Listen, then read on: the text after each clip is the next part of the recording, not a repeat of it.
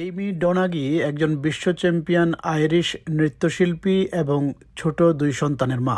নতুন গাড়ি কেনার পর তাকে ইন্স্যুরেন্স করাতে হবে, কিন্তু ইন্স্যুরেন্সের খরচ দেখে তিনি চমকে গেলেন। তরুণ চালকদের জন্য ইন্স্যুরেন্স প্রিমিয়াম সাধারণত অনেক বেশি হয়, আর এমিও এর ব্যতিক্রম ছিলেন না। তিনি সস্তায় ইন্স্যুরেন্স কেনার জন্য অনলাইনে খোঁজাখুঁজি শুরু করলেন। খুঁজতে খুঁজতে তিনি সোশ্যাল মিডিয়ায় একজনকে পেলেন যিনি নিজেকে একজন পরিচিত ইন্স্যুরেন্স কোম্পানির ব্রোকার বা মধ্যস্থতাকারী হিসেবে পরিচয় দিচ্ছিলেন। তার ওয়েবসাইট ছিল, ফেসবুক পেজ ছিল, ইনস্টাগ্রাম ছিল, এমনকি স্ন্যাপচ্যাট অ্যাকাউন্টও ছিল। সব জায়গায় তিনি তার সার্ভিসের বিজ্ঞাপন দিচ্ছিলেন এবং অনেক কম দামে বৈধ ইন্স্যুরেন্স পলিসি দেওয়ার প্রতিশ্রুতি দিচ্ছিলেন। দেখতে সবকিছু বিশ্বাসযোগ্য মনে হচ্ছিল। এমি বিশ্বাস করলেন। তিনি তাকে 700 পাউন্ড পরিশোধ করলেন এবং ভাবলেন তার ইন্স্যুরেন্স হয়ে গেছে। কিন্তু কিছুদিন পর যখন তিনি সেই ব্রোকারকে মেসেজ করলেন, দেখলেন সে তাকে সব জায়গা থেকে ব্লক করে দিয়েছে। ওয়েবসাইট, ফেসবুক, ইনস্টাগ্রাম, স্ন্যাপচ্যাট, সব জায়গা থেকে। লোকটা যেন হাওয়ায় মিলিয়ে গেল। তখনই এইমি বুঝলেন তিনি প্রতারণার শিকার হয়েছেন। Whenever I messaged him then, he had ghosted me on everything. I was blocked. So he had a website, and then he had a Facebook and Instagram and a Snapchat, and he was promoting all these things on all them apps online, but it was a scam. এ ধরনের প্রতারকদের বলা হয় ghost broker. এরা পরিচিত insurance কোম্পানির দালাল সেজে মানুষের কাছ থেকে অর্থ নেয়। এরপর হয় কাগজপত্র জাল করে, নয়তো গ্রাহকের তথ্য মিথ্যা দিয়ে সস্তায় পলিসি বানায়, অথবা সত্যিকারের পলিসি নিয়ে পরে তা বাতিল করে দেয়। ফলে গ্রাহক অর্থ হারান, ইন্স্যুরেন্সবিহীন থাকেন এবং আইনি ঝামেলায় পড়তে পারেন। সিটি অফ লন্ডন পুলিশের তথ্য অনুযায়ী শুধু এইমি একা নন, সারা ব্রিটেনে হাজার হাজার মানুষ এ ধরনের অনলাইন প্রতারণার শিকার হচ্ছেন।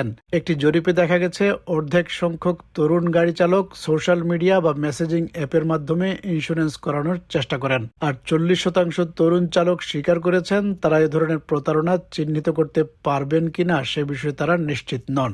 I am aware that GB it is a big issue, and I do think it will be something that will increase over the coming years here.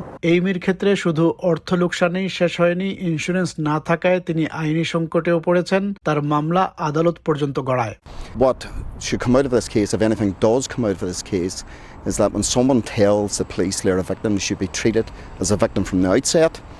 And when the matter then makes its way to the Public Prosecution Service, they should, at the outset, treat them as a victim and give consideration as to whether it's in the public interest to prosecute people such as Amy. আদালতে বিচারক প্রথমে অভিযোগ খারিজ করতে চেয়েছিলেন, কিন্তু একজন prosecutor জানালেন পেনাল্টি পয়েন্ট বা লাইসেন্স বাতিলের আদেশ দিতে হবে। পরে অবশ্য জানা গেল বিচারক নিজের বিবেচনায় সিদ্ধান্ত নিতে পারেন। এইমি দোষ স্বীকার করলেন এবং শেষ পর্যন্ত বিচারক কোনো শাস্তি না দেওয়ার সিদ্ধান্ত নিলেন। এইমির জন্য এটি একটি স্বস্তির পরিণতি ছিল।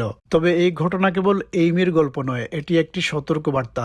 এইমি নিজেও বলেছেন, অনলাইনে যা দেখবেন তা বিশ্বাস করবেন না।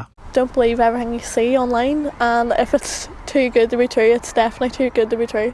এই ফাঁদ থেকে বাঁচতে বিশেষজ্ঞরা 3টি পরামর্শ দিচ্ছেন। প্রথমত, কোনো ইন্স্যুরেন্স অফার অস্বাভাবিক রকম সস্তা মনে হলে সতর্ক হতে হবে। দ্বিতীয়ত, যদি কোনো ডিল শুধুমাত্র সোশ্যাল মিডিয়ায় পাওয়া যায় তাহলে বাড়তি সাবধানতা অবলম্বন করা উচিত। এবং তৃতীয়ত, FCA ফার্ম চেকার ব্যবহার করে যাচাই করা উচিত সংশ্লিষ্ট ব্যক্তি ও প্রতিষ্ঠান নিবন্ধিত কিনা। To protect themselves and avoid ghost broking, we're recommending 3 steps for young drivers.